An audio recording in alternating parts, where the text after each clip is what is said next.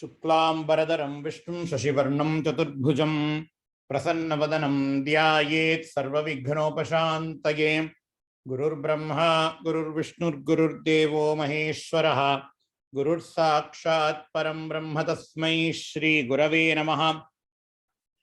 गुरवे सर्वलोकानां विषजे भवरोगिणां नितये सर्वविद्यानां श्रीदक्षिणामूर्तये नमः। श्रुति स्मृति पुराणानाम् आलयं करुणालयं नमामि भगवत्पादशङ्करं लोकशङ्करम्। अपार करुणा सिन्धुं ज्ञानदं शान्तरूपिणं श्रीचन्द्रशेखरेन्द्रगुरुं प्रणमामि मुदान्वहं। सद्गुरुचरणारविन्दाभ्यां नमः। श्री गुरुभ्यो नमः। हरि ओम। So today we are going to see Viveka Chudamani, and before seeing Viveka Chudamani, in the last class I said that we will see what is meditation, we will see about how to do dhyanam, etc. And last class I said that we will start doing Vedantic meditation from the next class, so that we can, we can finish, we can complete the scheme as taught by Upanishad. So Upanishad says, Atmava are Shrotavyaha Mantavyaha Nididhyasitavyaha. Even before in Viveka Chudamani, we have seen these three steps. The three steps are Shravanam, Mananam, and Nididhyasanam. Shravanam is what we all are doing right now. To listen from a sampradaya with Guru is called as Shravanam. Shravanam literally means to hear. Shravan, Shruti, Shravanam, to hear. Next is Mananam. What is Mananam? Mananam is analyzing what we have listened from the Guru. Listening from the Guru is only 1/3 of the whole scheme. Next, what we have to do, we have to analyze what the Guru said, what the Shastra says in our own mind. And while doing this analysis, we will be getting a lot of doubts. And again, with the help of Guru, we need to get our doubts cleared. That is called as Mananam. And the third is called as Nididhyasanam, which is nothing but meditation. Now we have clear knowledge and we have to live that knowledge. That is called as Nididhyasanam. Idiyeda Tirukuralla Thiruvalluvar solrar, Karka Kasadara Karpavai Katrapin Nirka Adarkuttaha abdingra. Karka, you have to learn from a Guru. That is Shravanam. Kasadara Karka, meaning Kasadu means doubts. You have to then analyze each and every statement that you have learned so that you can clear yourselves of all the doubts. Kasadara Karka. The third is Nirka Adarkuttaha, is to bring what you have learned in practice. So even if you don't know, even if you cannot remember these three terms, Shravanam, Mananam, and Nididhyasanam, I hope we all know this Tirukkural, Karka, Kasadara, Karpavai, Katrapin, Nirka, Adarkuttaha, which seamlessly elucidates all the three processes. If we see in the process of Shravanam, the student does not play an active role. It is the teacher who speaks. The student has to be woken. The student has to be awakened for the rest of the class as long as he listens. But he does not do any active, he does not have to be actively engaged in the class. He only has to listen. That is Shravana. In Mananam, the student has a little bit more activity. So in Shravanam, majority of the activity is done by the teacher. The student just listens.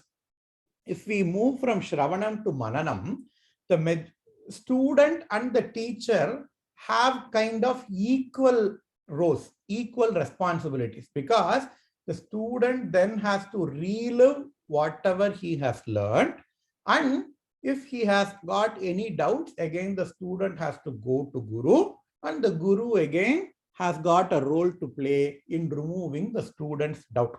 That is manana. In Nididhyasanam, the Guru does not have any role. It is 100% student's responsibility. The student then has to put everything what he has learned in the class, in his life. So if we see, Shravanam is 90% teacher, 10% student. Mananam is 50-50, 50% student, 50% teacher. And Nididhyasanam, the role gets now reversed. It is 90% student and only 10% teacher. What is the role of teacher and Nididhyasanam? Just to guide the student how to do Nididhyasanam. So this is what we are trying to do, Nididhyasanam. So before going into the actual Nididhyasanam, we need to know what is Nididhyasanam or what is Dhyanam. What are we going to achieve by doing Dhyanam? And what are we not going to achieve by doing the Dhyanam? What can Dhyanam do for you? And more importantly, what cannot the Dhyanam do for you? That is very, very important. Before we do anything in our life, we need to see these three things. First, what is it? How it is going to work? Second, what are you going to achieve by it? Third, what are we not going to achieve by it? You cannot take a knife and try to repair a TV. That is not going to work. Knife has got its own its own advantages, its own usefulness, but you cannot use that knife to write a code or to repair a TV. So we need to exactly know what is that object is going to be used and what that object cannot be used for. That is what we are going to see in this class, in this session. And I am also going to give you guys an exercise so that we can easily do Nididhyasanam. So what is Nididhyasanam? As I said before, Nididhyasanam, it is just reliving the teaching. Nididhyasanam is putting the teaching into practice. It is called as Nididhyasanam or Dhyanam. How it is going to work? Even in modern psychology, people speak about something called as affirmatory statements. Psychologists will say, go stand before the mirror and say, hey, you are so beautiful. If somebody has got a complex about how they look, psychologists say, daily go stand before the mirror and just say you are so beautiful. If somebody feels that they are not loved enough, psychologists say, go stand before the mirror and then say, I love you to your own self. So those things are called as reaffirmation. Those things are called as affirmatory statements. And even psychologists, they agree that these affirmatory statements has got a positive effects in somebody's life. Daily saying, I am successful, I am successful, I am successful. It has got a really positive effect even in your life. Even psychologists accept that. Nididhyasanam is sort of reaffirmation. Whatever we learned in Vedanta class, we learned we are not our body. In Nididhyasanam, what are we going to do? We are going to repeatedly see that we are not our body. We are not our body. So whatever problems my body has, I am not affected by all those problems. All those problems are only for the body. These problems are not going to affect me. All those relationship problems I have, they arise only because of this body. But since I am not the body, I am not going to have any relationship problems. So Dhyanam, Vedantic meditation is nothing but reliving whatever we have learned in the class. So that is how Nididhyasanam works, Dhyanam works. And Shastra say, Dhyanam, the definition for Dhyanam according to Shastra is Tailadharavat, regulating your own thoughts is called as Dhyanam. How we think, regulating our own thoughts is called as Nididhyasanam according to Vedanta. Dhyanam is not being thoughtless. People have lots of misunderstanding about Dhyanam, which I will say now, which I will say in a moment. But Dhyanam, according to Vedanta, it is Tailadharavat, meaning we have all seen the home pandrache vasordhara. We have all seen whenever there is a home, big homam are happening, they will chant chamakam and then they will basically pour ghee onto the fire. If we actually see how that ghee falls onto the fire, it will be a steady stream. There will be no break. There will be no rushing. Constant speed that ghee will fall onto the fire. Our thought patterns has to be exactly like that ghee that is falling onto the fire. Normally, what happens when we are thinking? Right now, we will be thinking about something else. And when I say about gulab jamun, aha, அடுத்த வாரம் வெள்ளிக்கிழமை வருதே, குலாப் ஜாமுன் பண்ணி நைவேத்தியம் பண்ணலாமே. ஆஹா, நேத்திக்கு ஏதோ சமைச்சு வச்சிருக்கேன், பாத்திரத்தை நான் தேய்க்கவே இல்லையே. We will have all those thoughts coming when the moment we hear something related to that things. So in our Nididhyasanam process, in our Dhyanam, we are basically reducing all those wandering of our mind. Mind is actively engaged in the Dhyanam. Please do not think Dhyanam means shutting off one's mind, shutting off one's thought. No, it is not going to happen. It is not Dhyanam. It will never be possible. Dhyanam is regulating one's own thought. Dhyanam is regulating one's own mind. In fact, whatever the japam we do, it is kind of a Dhyanam. Say somebody has taken Panchakshari mantra. They will be saying Om Namah Shivaya, Om Namah Shivaya, Om Namah Shivaya, Om Namah Shivaya. What does that mean? Basically, they exactly know what they are going to tell next. And they don't have to think about anything. They still have to be actively engaged in chanting. Their mind still has to be actively engaged in the process of japam. But while they are doing japam, they are not supposed to think about anything else. So doing japa and all, it is a preparatory step for these Nididhyasanam, this Dhyanam process. So this is what Dhyanam is. Dhyanam is thinking, repeatedly thinking about certain things without our mind wandering to other things. That is called as Dhyanam. And what are the advantages of doing Dhyanam? It is reaffirmation. We reassure ourselves of our own nature. We reassure ourselves that, okay, whatever problems I have, they are not going to affect my body. They are only affecting my body and probably my mind, but my real self will never be affected. I am Asangoham, I am Shivoham. So that is the phalan of Dhyanam. And now we have to see what is not Dhyanam, because this is very, very, very, very important. People have got a lot of their own ideas about Dhyanam and they go for Vedantic meditation. They come out of the class and they say, class nanna irundhudu, ana naan nenachadhu nadakala. If you think that you are going to learn mathematics in physics class, it is not going to work.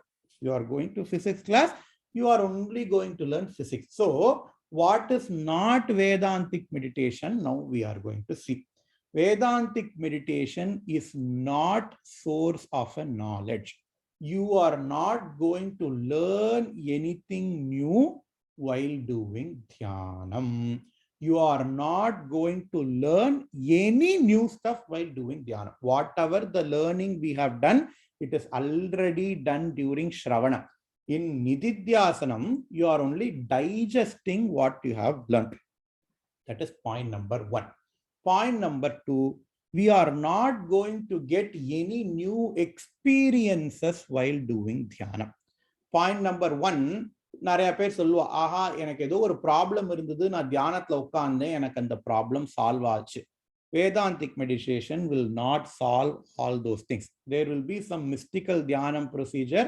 It will, probably help you to solve your problems. But Vedantic meditation will not give you any new solution for any particular problems that we have. It will take you out of samsara, but it will not solve any of the problems that we have. So that is, it will not provide any solutions to any of the problem. You are not going to get any new knowledge. It will give you mental clarity. And with that mental clarity, you yourself will come up with a solution later, but not while doing the dhyanam. Because while doing the dhyanam, as I said before, we are going to repeatedly, we are going to focus our mind to think about only one thing. And that thing is not how to solve any problems. So that is point number one. Point number two, during Vedantic meditation, please do not expect any new kind of experiences. This is where people get it wrong. People will say, okay, I learn Vedanta, I sit in meditation, I want to see Atma, I want to see that Brahman. People write a lot of stories. Okay, when I sit in meditation, I see some white light coming in my mind, I hear some voice. That white light is is how Brahman looks. That voice is the voice of Brahman. All those things Vedanta does not accept. In fact, Gaudapadacharya, the Adi Shankaracharya's Paramaguru, he has listed all those things as pratibandhakam, as obstacles for Vedantic meditation. So you are not going to get any new knowledge to solve any of your problems. You are not going to get any new experiences. More importantly, please do not expect to have a vision of Atma or Brahman. That is not going to happen. Even if you have any sort of vision, please be assured that that is not of Atma or Brahman, because Brahman is the very seer, Atma is the very seer. Atma can never be seen. So this is what we are going to expect during our Nididhyasanam session. I'm going to finish about Nididhyasanam now. The exercise that I want you guys to do, at least for 1 week until the next class, is please allocate a time daily. It has to be done regularly. It has to be done daily, at least for 5 minutes. Please allocate 5 minutes. It can be morning, it can be afternoon, it can be evening. It can be done even when you are in bed. It is not a problem. Please allocate 5 minutes. Try to shut off all the external sensory inputs. Just observe your mind.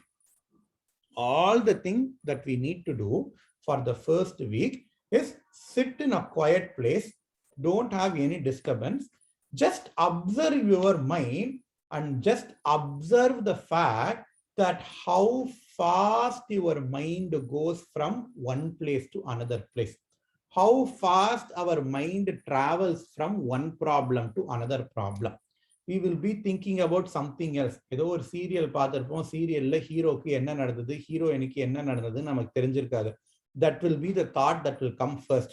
And then we will go to our kitchen. சீரியல்ல cylinder வெடிச்சிருக்கும். We will be, oh, gas off பண்ணேனா எனக்கு தெரியலையே. And then we will go to kitchen. And then in the kitchen, oh, நேத்திக்கு சமைச்சது ரொம்ப நன்னா இருந்தது. We will think that போன வாரம் இதே இன்னொருத்தர் ஆத்துல சாப்பிட்டேன், அது நன்னாவே இல்லை. And then we will think about the positive and negative attributes of our host last week. This is how our mind will travel so fast. So for 1 week, I want you guys to just observe your mind.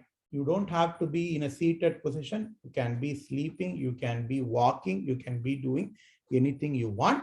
But please make sure that you don't have any disturbances and just observe your mind consistently. Consistent is a very key word here. Consistently for 1 week to appreciate the fact why we need Vedantic meditation.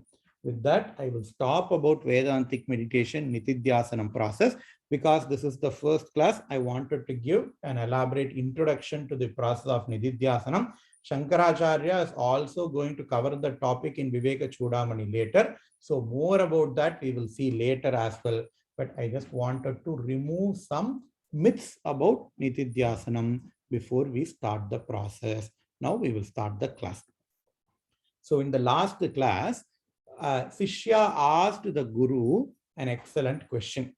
Nityattena nishiddheshu kosheshveteshu panchasu sarvabhavam vina kinchin napashyam yatra he guru vigneyam kimu vastvasti swatmanatma vipaschita. The Sishya asked the Guru, hey Guru, I tried to remove all the 5 koshas. Remove what? Not physically remove, but negate. It is an intellectual process. I tried to negate all the 5 koshas as non-self, but in the process of negation, after I negate, kosheshu eteshu panchashu mityattena nishiddheshu. If I negate all these 5 pancha koshas, I only see emptiness. I don't see any aspect. I don't see any object. I only witness an emptiness. Sarva abhavam vina kinchin na pashyami. I don't see anything else. Kinchin na pashyami. Other than sarva abhavam vina. Other than emptiness. Ask the Sishya. And the Guru says, Satyamuktam tvaya vidvan nipunosi vicharane aham adi vikaraste tadabhavo tadabhavoyam apyano sarve yenanubhuyante yasvayam nanubhuyate tam atmanam veditaram vitti buddhaya susukshmaya. The Guru does not dismiss the Sishya. The Guru does not make fun of the Sishya. Guru says, Satyamuktam tvaya vidvan. Hey Vidwan. Vidwan means what? Hey knower. Whatever you say is correct. Satyamuktam. Nipunosi vicharane. You have become so good in doing Atma Vichara. Nipunosi. Not in a sarcastic way the Guru is telling. The Guru is very truly saying, hey Sishya, whatever you have said is right. You have become an expert in doing Atma Vichara.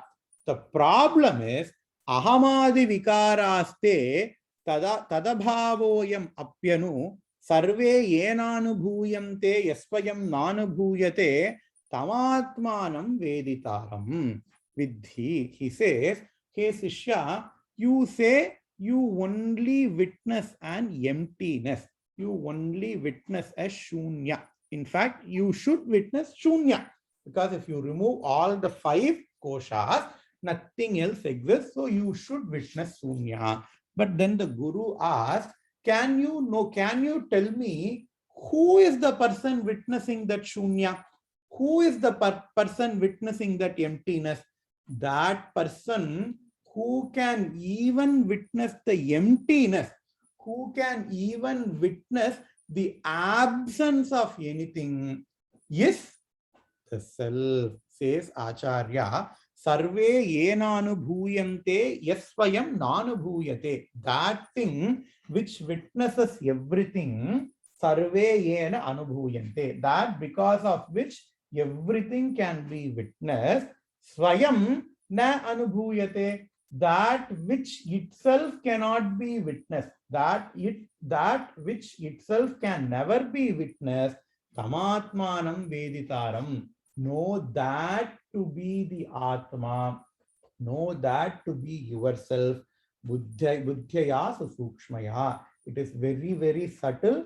You have to have very, very sharp intellect in order to do this vichara, says Guru. And in the last class I said, When in the Gayatri mantra we pray, Dhiyaha yaha naha prachodayat, for Atma, for mumukshus like us, for people who are into the path of Atma Vichara, when we chant Gayatri mantra, we ask for sharpened intellect. And why? Because here Acharya says Buddhyaya Susukshmaya. It has to only be known with sharpened intellect. And here Acharya talks about a Nyaya. Tat sakshikam bhavet tat yatyat yenaनुभूयते kasyapyanu bhutarte sakshitvam nopayujyate. Even to say something does not exist, there has to be a witness.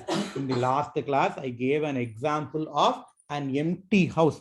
If you say, hey, okay, you are handing out keys to the owner, you are clearing out your apartment, you bought a $1 million house, so you have shifted all of your stuff from your old apartment, 1-bedroom, 2-bedroom apartment, to your $1 million house.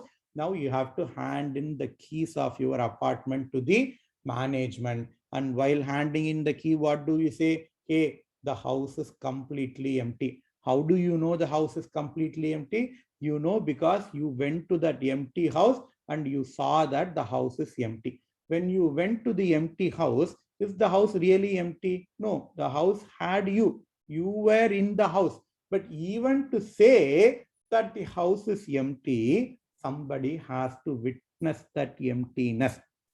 That is what here Acharya says, hey Sishya, while you are right that after negating all the 5 koshas, only emptiness remains. But even in order to say there is an emptiness after the negation of 5 koshas, there has to be a witness, and that witness is you, says Acharya.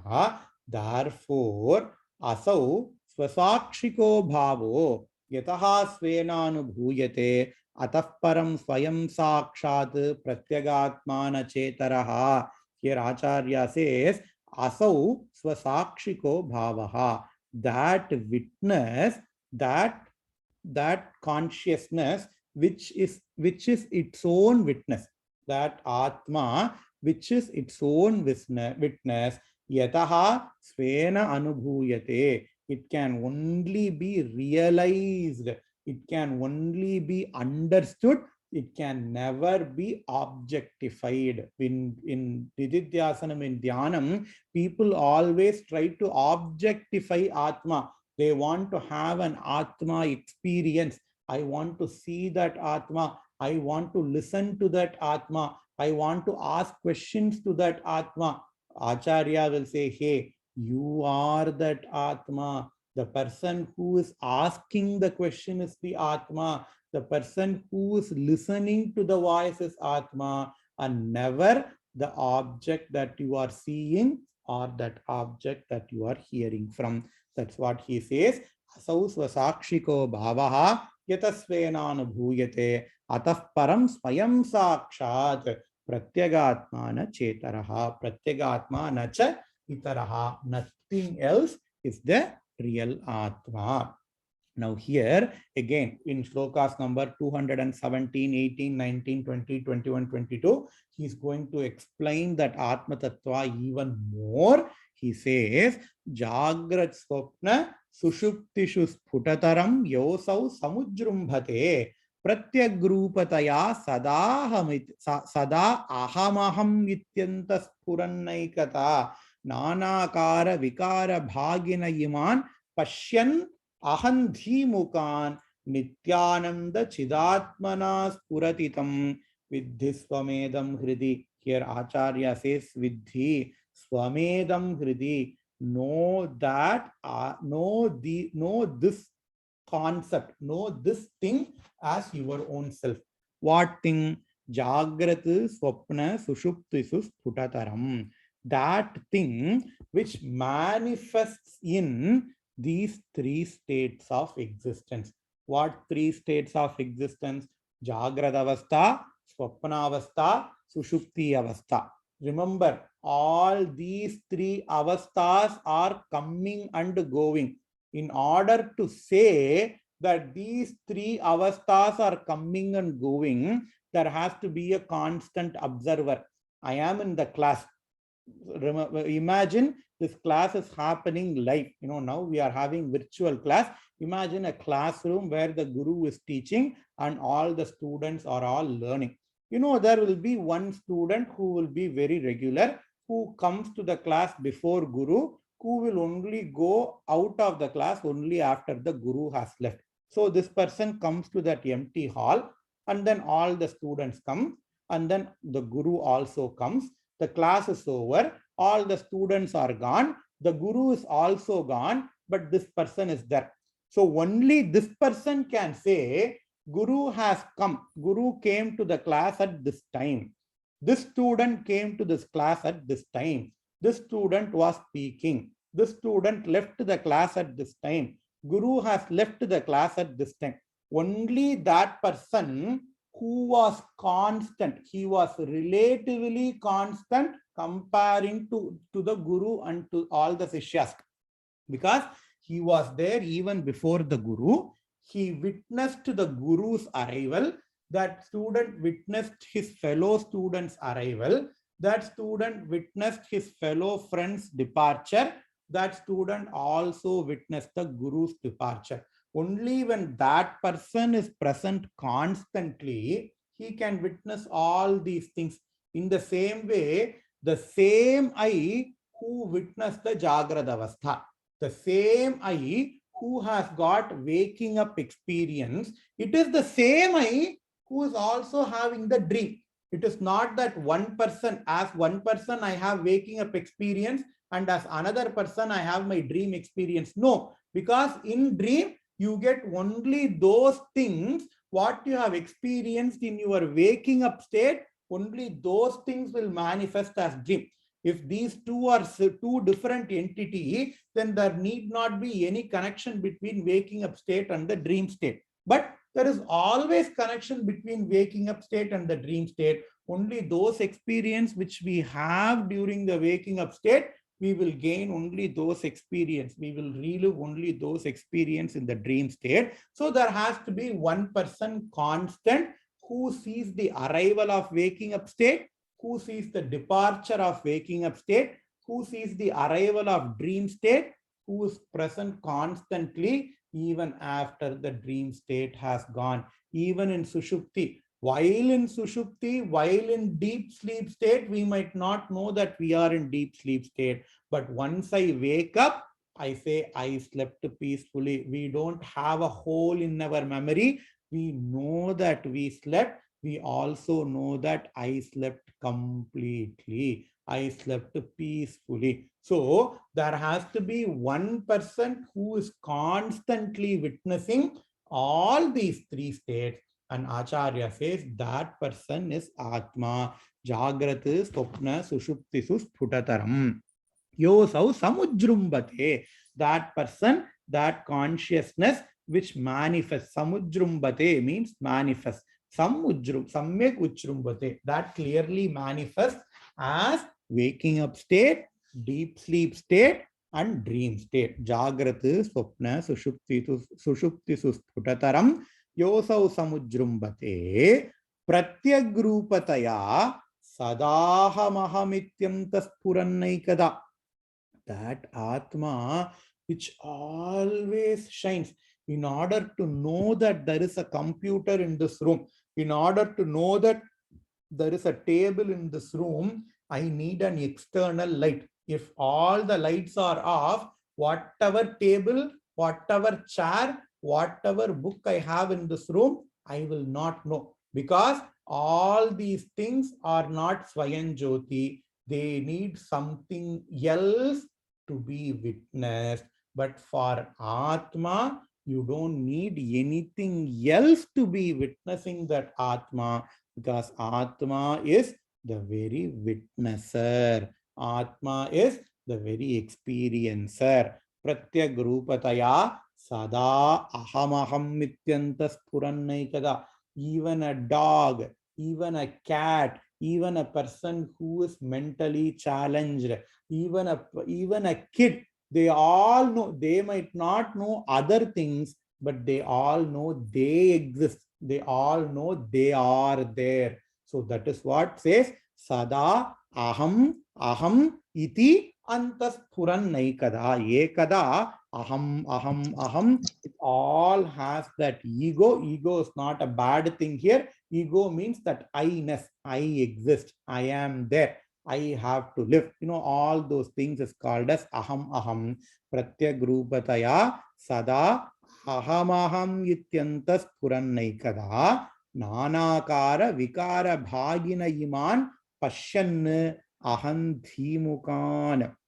So Acharya says that consciousness, you know, that intellect, sada aham aham iti antas purannaikada, when we say all these things are different forms and modifications, so which exists in nanakara vikara bhaginaha ta iman pashyan nahandi mukan nitya ananda chidatvanas puradidam vidhi swamedam kriti. That consciousness which is nityaha, nitya anandaha, ever blissful, ever unlimited, chidatmana, which is of the nature of consciousness, tam vidhi swamedam kriti. Know that consciousness in your heart as your own self, says Acharya here. And then here he is giving an example. Even though we understand, even though we intellectually understand all these things, we all have, okay, maybe this is not true. Maybe I am something different. Maybe I don't understand this completely. So Acharya gives an example. What is that example he gives? There is a nice sun. It is a nice, shiny, bright day. Sun is shining nicely. And you have prayed, you have, you have a விரதம். நீ வந்து வேண்டின்னு இருக்கும் கோவில்ல சுவாமிக்கு 1000 கலசத்தினால சுவாமிக்கு அபிஷேகம் பண்றோம் அப்படின்னு we have prayed, we have made a sankalpa to do sahasra kalasa abhishekam to Swami. And what do? When we have done the sankalpa, we have to have 1000 parts, right? Sahasra kalasa is 1000 parts. We have to have 1000 parts, and all the 1000 parts were filled with water. Now what is happening? In all the 1000 parts, we will be seeing one sun. If you fill that part with water and if you keep outside in in the shining sun, you will see an image, you will see a reflection of that sun in that part water, right? So there are 1000 parts. So you see 1000 sun images in those 1000 parts. But where is the real sun? The real sun is somewhere else. The real sun is shining somewhere else. But whatever the sun that we see in those parts, they are only reflections. And imagine all these parts are made of clay and one part is broken. If one of those parts is broken, obviously the mirror image of the sun will also disappear. Previously there were 1000 suns in those 1000 parts. Now only there are 999 suns because one part is broken. But just because the part is broken, does that mean the sun is not there? No, the original sun is always there. The reflected sun is gone now because the part is not there. Here, that is what Acharya says. Gatodake pratibimbitam arkabimbam alokya mudaha ravim eva manyate. Mudaha, a deluded person, will think that sun which is reflected in the water in the pot. Ghata means pot. Utaka, water. That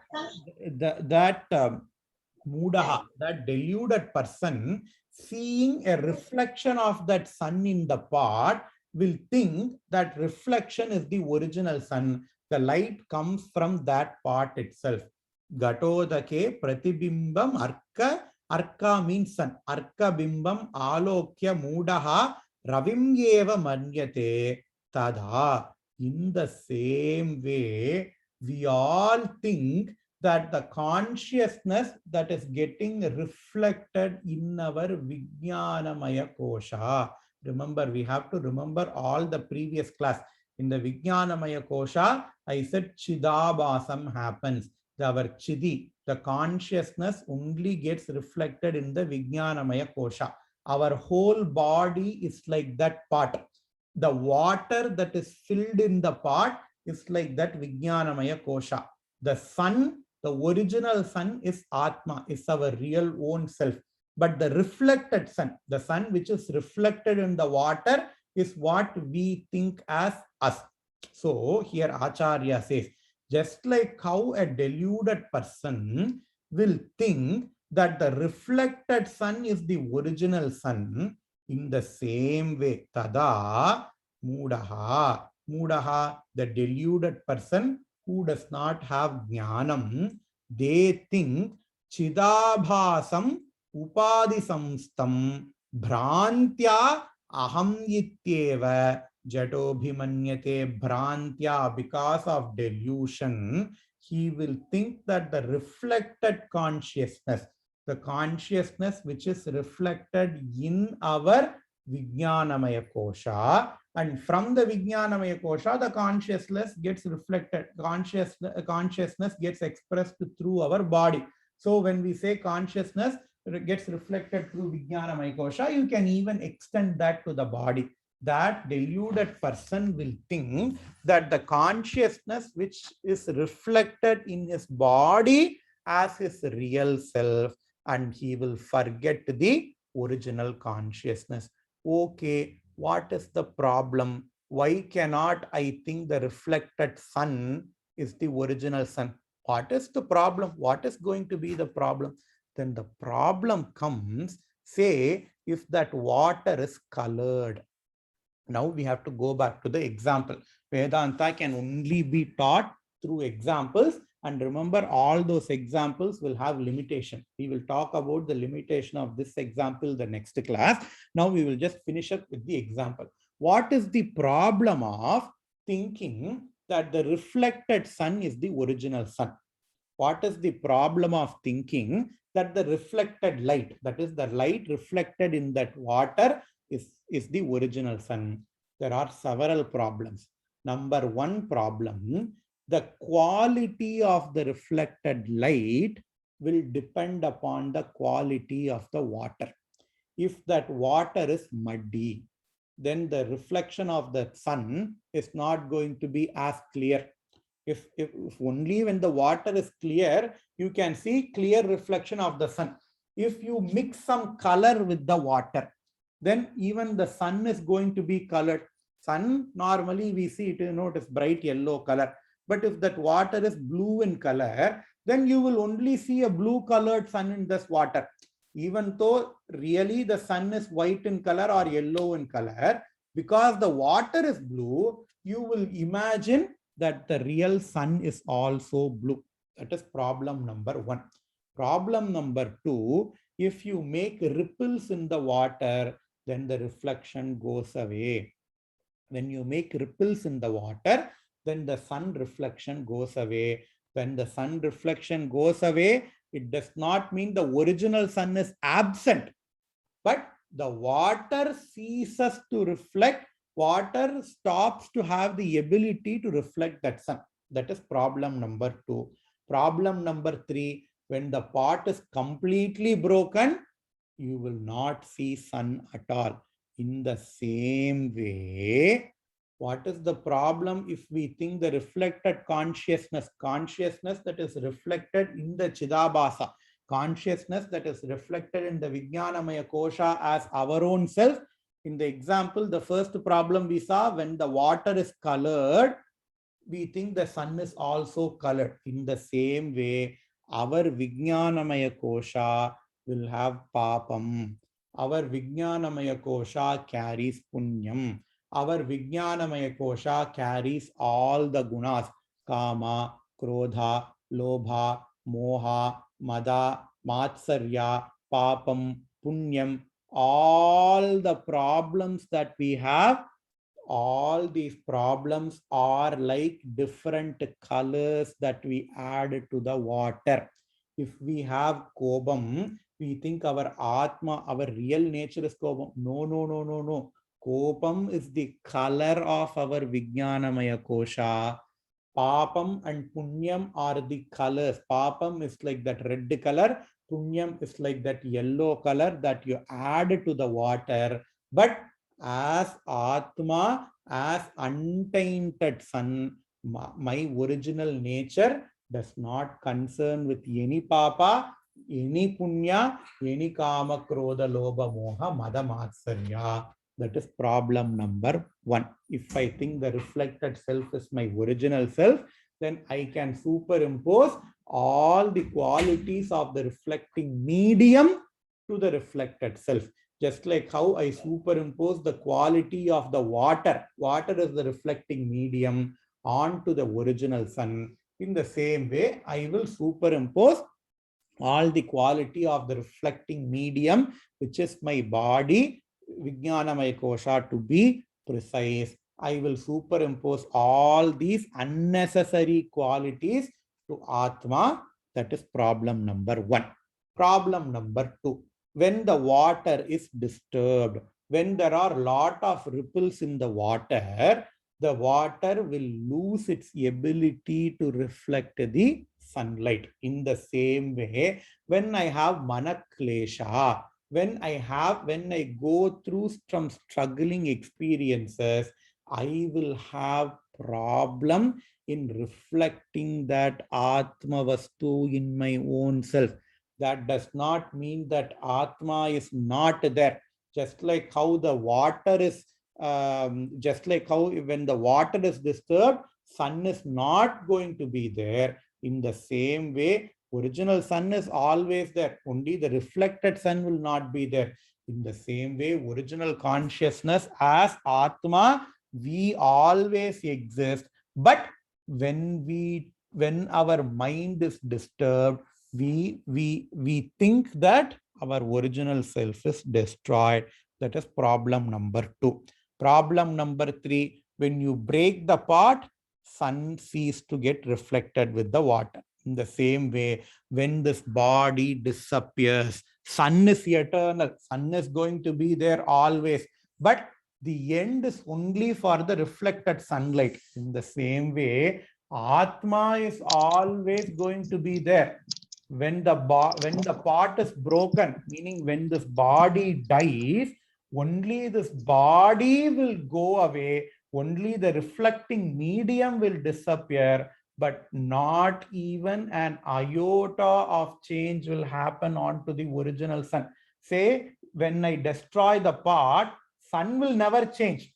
Sun will never change, sun will never grieve, sun will never feel happy, sun will never feel sad, because sun, it always exists. Only the reflected sun will cease to exist. In the same way, we all have that bhayam for death. When we die, only our body disappears, just like how the reflecting medium, the pot is broken, but as Atma, I always exist. So that is the third problem. We superimpose, we think that when the pot is broken, sun ceases to exist. In the same way, if we think that the reflected consciousness is our own self, then with the death of reflecting medium, we think that we ourselves disappear, but that is not the case. So these three are the problems that are, problems that arises if we associate ourselves with the reflecting medium. That is what here Acharya says. Ghatodake pratibhimbam pratibimbita marka bimbam alokya mudho ravimeva manyate. Ravi means sun. Ravim eva manyate. That deluded person will think that reflected light is the original sun.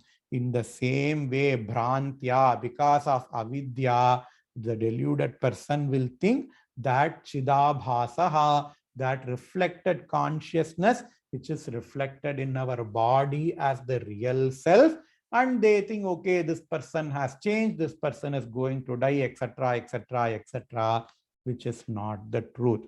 Again, this is just an example. This any example, as with any example, this example also has got some limitations, which Acharya himself will say in the next shloka, which we will see in the next class. Purnamadav Purnamidam Purnat Purnamudachyate Purnasya Purnamadaya Purnamevavasishyate. Om Shanti Shanti Shanti. Shri Gurubhyo Namaha. Hari Om. Thank you, Shyamji.